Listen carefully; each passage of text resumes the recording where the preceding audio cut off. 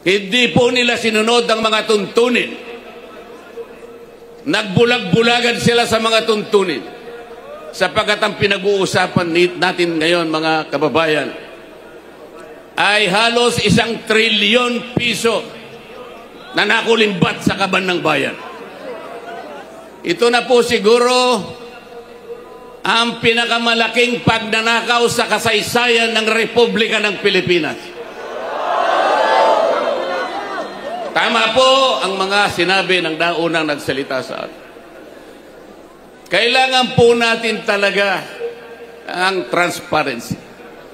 Kailangan po natin talaga ang accountability.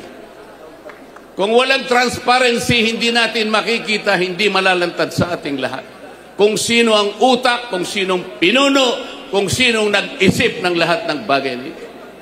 At kung hindi sila magiging accountable kahit kailan, ay hindi magkakaroon ng hustisya sa ating bansa.